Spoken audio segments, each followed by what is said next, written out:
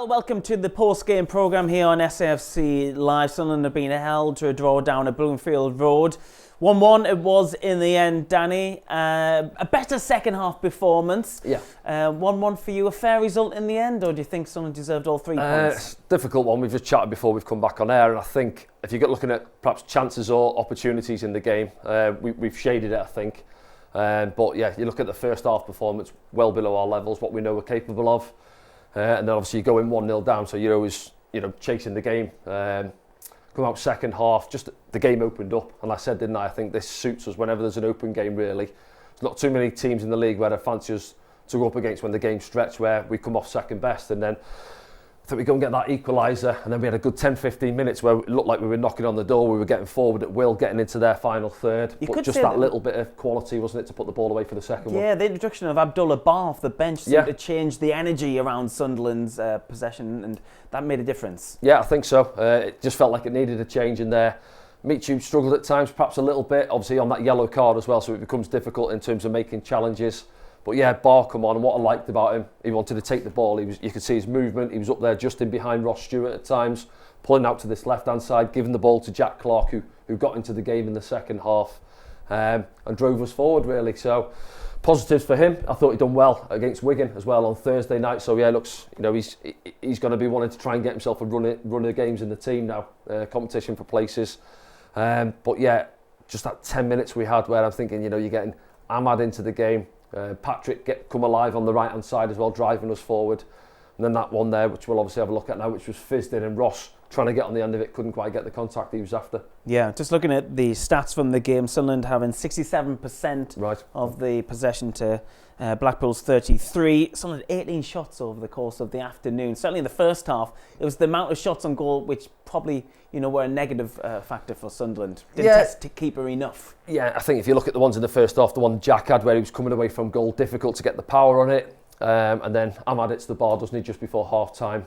But yeah, other than that, we weren't great in that first half. We weren't fluid with the passing. Those little stray 5-10 yard balls behind players or out of play, just allowing Blackpool into the game. And credit to them, I thought they pressed us quite well at times and made it difficult for us to play through the middle of the pitch. And then obviously second half they tied a little bit and the game got a little bit stretched, which suits us. And then they made changes. It slows the game down. A few little niggly free kicks. They took the sting out of the game, and then we lost that momentum towards the end of the game, I felt. Yeah, Michael Appleton will probably be the happier manager out of the two, getting a point down there at the bottom end of the table. But like I say, Tony Mowbray taking 7 points out of a possible 9 from the festive period. Decent return, and many Sunderland fans would have taken that before a ball was kicked. I think they would have done, certainly, yeah. If you look at the games, Blackburn coming up here, sat in third. You probably maybe took a point before the game, but we take the 3 from there. Wigan, we go down there.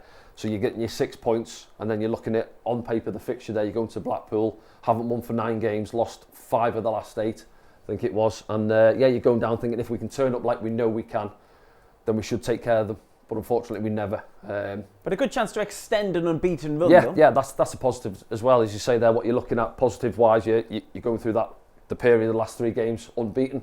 We've got a little break now in terms of the league. Concentrate on the cup. Have a look at that. He'll make a few changes, I'd imagine. We need to obviously rest a few and try and get a few back up to speed. 1 or 2 out the treatment room. So I think Tony Mowbray will be delighted. We've got the break from the league. That's not to say we're just going and it's a cup match. We're not bothered. We've seen in recent years where Mansfield have come up here and beat us on a couple of occasions. Yeah, they have. You want to turn up. You want to keep the winning mentality, or certainly not getting beat. Keep that in the camp. And for me, if I'm one of the lads who's going to play against Shrewsbury, you want to go out there and put in a performance to show Tony Mowbray, look, I want to be pushing for a starting place in the league. Let's have a look at the other scores then today from in and around the Championship.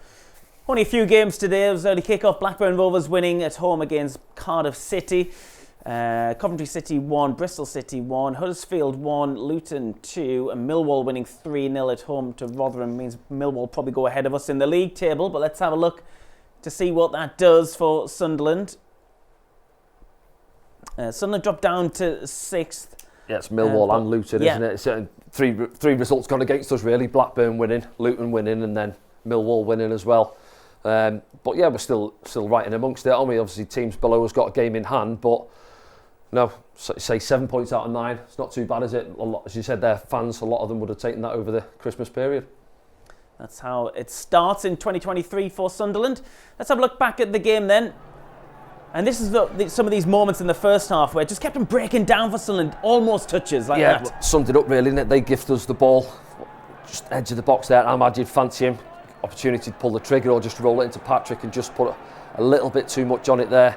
But yeah, we're looking at obviously the first half in general. We struggled to get going. I thought, you know, looking in terms of individuals, I thought Trey Hume was excellent over the course of the 90 minutes. Good performance. Mentioned it before, yeah, because he's trying to nail down a starting place in the team regularly, isn't he? And it's been difficult for him. He keeps coming into the team, then he gets taken out of the team. But he's had back-to-back starts there now. I thought he was good at Thursday night at Wigan, and again today getting up and down that right-hand side.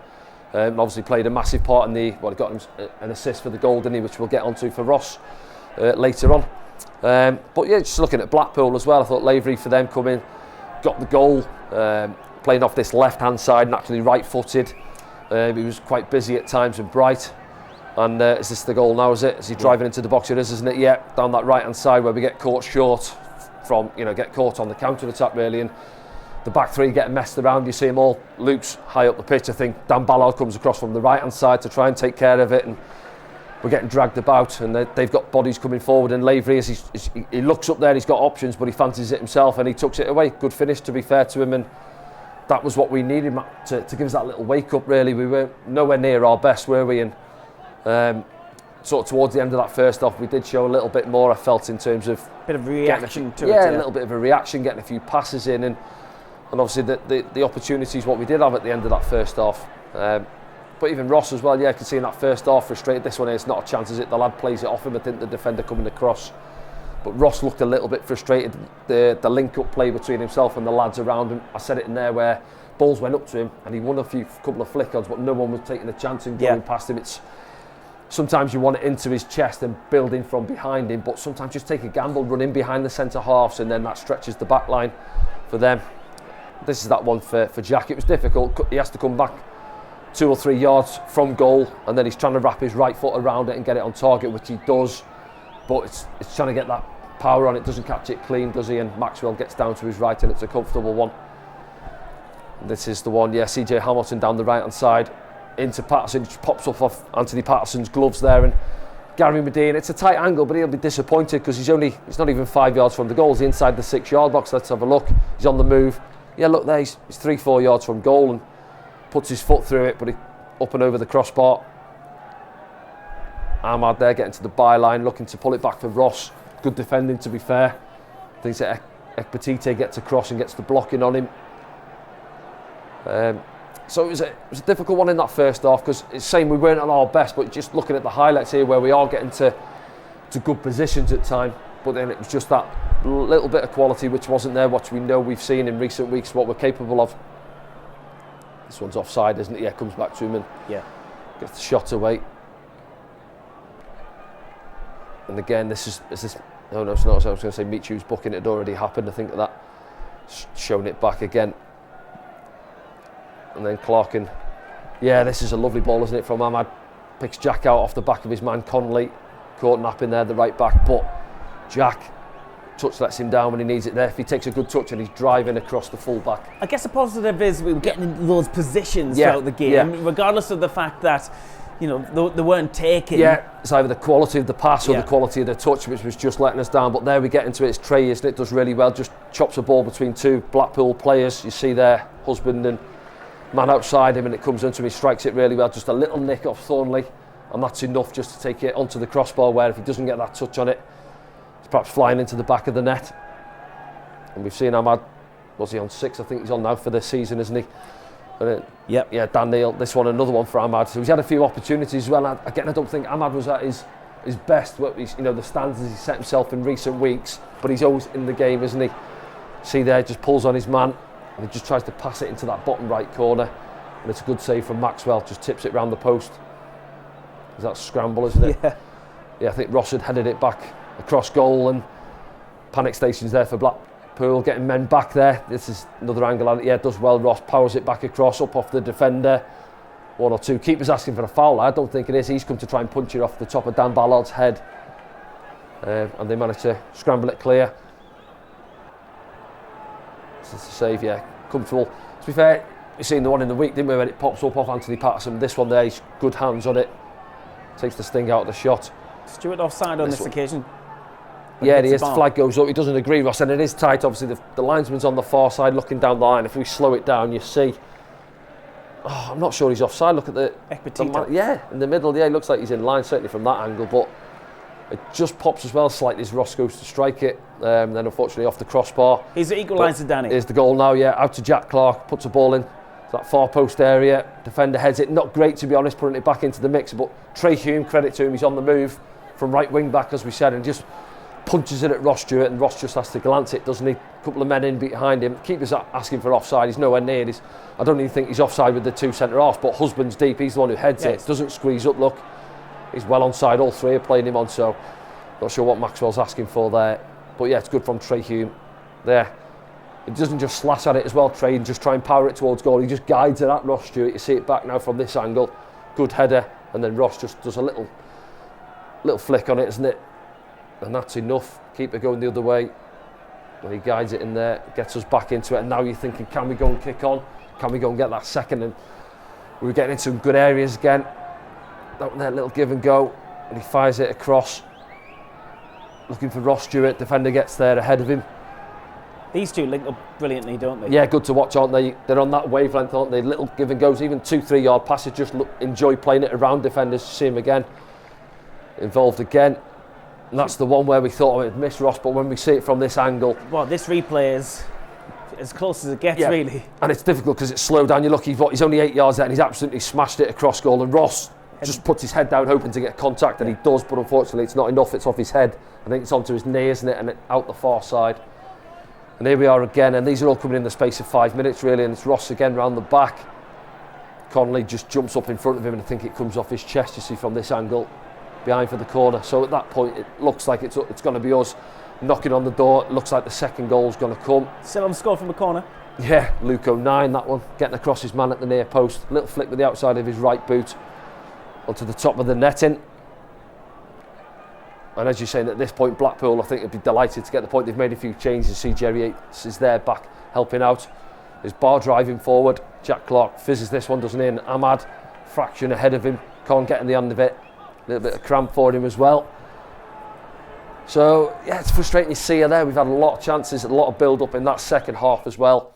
It's going to be interesting to hear what Tony Mowbray says and thinks about the game, to be honest, because I think he'll be disappointed. We've only come away with the points, but he'll also be disappointed with that first 45 minutes. But you see the amount of opportunity and ball we had in their final third in the second half. If only, if that one there hits Ross in the face, goes in, or Ahmad at the end, can he get on the end of that one? But I think over the 3 games, got to be delighted with 7 points. Yeah, and if you want to see reaction from Tony Mowbray, keep an eye on Sunderland's official social media channels following today's game. Let's have a look at your thoughts now and hashtag Ask Danny. We'll bring up the first one from Hannah, who says, obviously we need at least one striker in the door during the window. Realistically, who would you like to see at SAFC, Danny? I think we can get Mbappe on loan till the end of the season, can't we? Don't think we can, actually. No. Yeah, it's difficult to start chucking names out. Obviously, I look and I see lads who are at clubs who are getting named, and who would you look at? And it depends where you want to look at. They'll have had players lined up, I'm sure, already. They'll have a 4 or 5 list probably, and work their way down it, try and get the priority targets. And we just have to say it's all complete speculation from yourself right now, what you're going to suggest. Yeah, but we were speaking earlier though today, weren't we? We were saying about the Ellis Sims situation, of course, and if Sunderland fans don't know, Ellis has been recalled by Everton, which is unfortunate for Sunderland, but it happens. He's not our player, and we were discussing who we've seen in the Championship who maybe could do a similar job. Well, that's the spanner in the works as well, which has obviously come about, hasn't it, the last day or so, with Ellis going back. Perhaps they were already lining up a striker. You've obviously got Ross and Ellis, who both had injury issues earlier in the season, and then obviously Ellis has gone now, so you're left really with Ross as your out-and-out striker. I know you've perhaps got Diaku, who can go and do a job up there, but if you want a proper natural out-and-out striker, then you're going to have to go and look in the market. And then if you're looking at the level we're at, do we try and go and poach 1 or 2 from clubs who are in and around us? There's a lot of lads on sort of 9 or 10 goals in there, and obviously Jerry come on there at the end But he wouldn't be a similar kind of player to Ellis Sims, though, would he? No, I think he's more of a Nathan Broadhead. I know Nathan has been talked about as well. Didn't come on, which was interesting. Didn't come on against us, did he, down at Wigan the other night? So yeah, I'm sure they've got a list of names there that they'll look at over the next few days between Christian, Stuart Harvey, Tony Mowbray and his staff. They'll sit down now, get this game's obviously gone out the way. We haven't got a midweeker, so we can sort of concentrate on maybe signings, see how we're getting on with lads in the treatment room, because it's packed in there at the minute. And then working positions, what do we need? I know people come on here and ask, where do we think we need to strengthen? I've obviously said maybe another centre midfielder as well. But you look at the bench today, we had about 4 centre midfielders sat on the bench. It's just funny because on the Wigan game, we didn't have any defenders on the bench. It's all these different, scenarios that you've got to weigh up and stuff as well. But yeah, you're going to have to go and certainly get at least one striker. I know there's obviously talk about Ross, but we want Ross to stay here. You see what he brings. He's on the score sheet again. That's 4 in 4 since he's come back from injury, and I think it's 9-11 games. He's only played 11 games this year. Well, if Ross was to go, then you would probably possibly need 3 strikers in this window, which is strikers are the hardest to come by, aren't they? And they cost the money as well, don't they? So it's going to be interesting, but I'm sure that's the priority now for the recruitment team to get back to it tomorrow morning. They'll be straight on the case and looking who do we fancy. You have to take into wages into consideration, length of contract, age, everything comes into the model as well. Of course, Christian Speakman will update us on that, I'm sure, on the official SAFC podcast, Unfiltered, which you can go and get your hands on right now. Let's have a look at another one of your thoughts then, here on #AskDanny. This one comes in from Stacey. Worth resting a few players for a cup game with injuries and illnesses in the squad. Decent point overall after a poor first half. I think that's a good point from Stacey. Yeah, pretty much agree. It was a decent point after the poor first half performance, yeah, you'd say so. And then I just think, though, when we got ourselves back in level terms, we looked like the team that were going to go on and get the winner. Don't think Anthony Patterson had a save really, had that one low down, didn't he? Yeah, other than that, he was quiet. A couple of balls come in, he dealt with him, claimed one late on quite well off the Gary Medine's head. Cup game coming up against Shrewsbury Town on the 7th. No, I think he'd look at it definitely, and you see lads who'll need game time as well. Just see it as that really. People always say, what's your priority, the league or the cups? It's always nice to have a cup run, of course it is. You've seen it last year when we had a good run, wasn't it? Went down to Arsenal. But yeah, you're looking at where we're sat in the league, the amount of injuries we've got at this moment in time. 6 or 7 bodies in the treatment room. Priority is getting them fit, getting them back. But then you look at the lads who are on the bench today and you'll see there'll be a few who'll need game time as well, keep them up to speed for when they're needed. So I'd certainly be definitely resting a few. And then let the lads, at the same time as well, we're playing Shrewsbury, no disrespect to them, but obviously below us, aren't they, in the footballing pyramid. Last season they were playing at the same level as them. Yeah, but then you say, I keep going back to Tom Flanagan, Colin Winchester's on loan there as well. Yeah. But at the same time, you look at the Mansfield come up here 2 seasons on the bounce and beat us twice, didn't they? Absolutely. So you don't want to just, it's just the cup and that we've got to concentrate on this. You take each game as it comes. You want to keep that mentality in the squad as well of playing good football, of pushing each other as well. Lads who, as I said, need game time. And get an opportunity to show what they can do. Opportunity as well, exactly that. Yeah, you might not be in the manager's so-called starting 11 plans at this moment in time, but it's an opportunity for you. It's 90 minutes to go out there and to try and prove to them, say, listen, I'm here and I'm going to train hard and I'm going to try and put in performances and try and impress you really to push for a shirt. Thanks, Stacey. Let's move on to another one then, if we can, please. From the champ. Why do you think Jason Bennett isn't played and now Ellis Sims has been recalled? Do you think he may have a chance of getting back into the squad? Interesting point. Yeah, it is interesting. Yeah, he's obviously on the bench again today, isn't he? And you think back to his main involvement is Watford away, where he come off the bench and got us the goal there. He's obviously been away with the World Cup, so he's come back from there, played a bit out of the World Cup, didn't he? I think where's he going to play?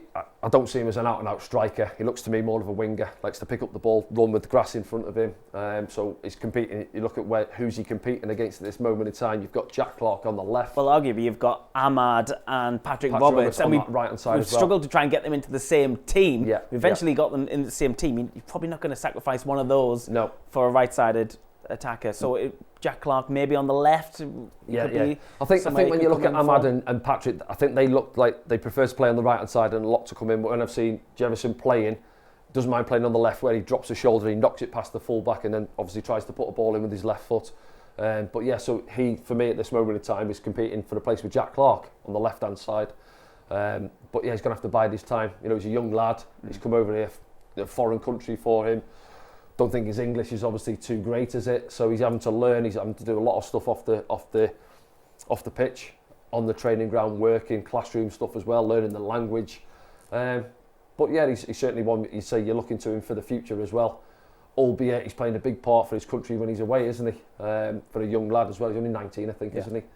So yeah, he's going to have to bide his time, like some of the other boys are as well. Some of the younger lads have. Ahmad was your prime example. He'd come in, he didn't get a shirt straight away. He had to wait his time, and since he's done that, he's not come out the starting 11, has he? No. So competition in there. Michu, Abdullah Bar come on today. I thought he was excellent as well. So these lads have had to bide their time and wait till they get opportunities. Let's have a look now at what will be the final hashtag Ask Danny this afternoon from Steve from Seaham. How's he watching this game? How does Sunderland get Ross Stewart to stay at Sunderland? What do you offer him? Yeah, that's down to the accounts department, I think, isn't it? And his contract talks. No, listen, I think with Ross, obviously, you know, it's no secret there's interest for him, and rightly so. He had a great season last year. Then he's obviously taken a step up now. How's he going to get on at Championship level? He's hardly played, but he's still banged the goals in. He got off to a fly, and he had 5 goals within his first 6 games or something. Yeah. Then he picks up his injury in the warm-up, wasn't it, against Middlesbrough? Yeah. And then he's come back in recent weeks, and he's got 4 in 4. I know he's come off the bench. He's a couple of penalties in there as well. Got himself a goal today. Could have had another one, couldn't he? That one just after skimmed across his face. But there's interest. There's going to be interest from him. I think there's interest from up in Scotland, obviously where he's come from. So he could perhaps look at that and think, oh, you know, is it a bigger opportunity for me for the national team if he was to go back up there? There's obviously interest in the Championship. There may be 1 or 2 Premier League clubs showing interest in him. But surely if he stayed at Sunderland, though, he won't be ignored by Scotland. No. The likes of Lyndon Dykes played exactly in the that. Yeah, I was thinking there you've got Shea Adams as well at Southampton. But I think he enjoys being at Sunderland. He knows he's loved by the fans, obviously last season, and you can see what he brings to the team as well. You know, everything about his game, his hold-up play is good at times. He's obviously a handful in the air because of his size. He can run as well once he gets going. Good attitude about him. You know, his work rate. Sometimes you get strikers who are a little bit lazy off the ball, but the shift he puts in, and more often than not, he's a lone striker, isn't he? You know, we haven't played a lot recently with 2 up top. But he won't be playing with Ellis Sims. No, he won't play with Ellis Sims up top either. So, but no, in terms of his contract, you know, I'm sure his agent's working with the club, trying to sort him out a deal here. He's perhaps speaking to other clubs as well. But from our point of view, certainly we want to see Ross staying certainly till the end of the season. And I'm sure he'll have takers in the summer. If he stays here between now and the end of the season, he's got 9 in 11 appearances this season. So he's miles behind the other strikers at the top end of the goal scoring charts who've played 20 games plus. And he's on, was it 9, 10 for the season? I think he's on 9 now, 9. Yeah, he's on 9. I think he's on 9 for the season now. So between now and the end of the season, if he stays fit and he stays here, you'd fancy him to get possibly up to between 15 to 20 goals. And then in the summer, he's still going to have, you know, clubs who are going to show interest in him as well. So we want him to stay here. We want him to do well for the club, and I'm sure it'll sort itself out in the next few weeks. Let's hope so. It's going to be an interesting January for Sunderland, that's for sure. And it's already started. 1-1 today down at Bloomfield Road against Blackpool. We'll be back on Saturday the 14th against Swansea at the Stadium of Light, where we're broadcasting from this afternoon. It's because Sunderland's next game is in the FA Cup against Shrewsbury Town. That one's away on Saturday the 7th. All that's left for us to do is to wish you a happy new year. We'll see you soon.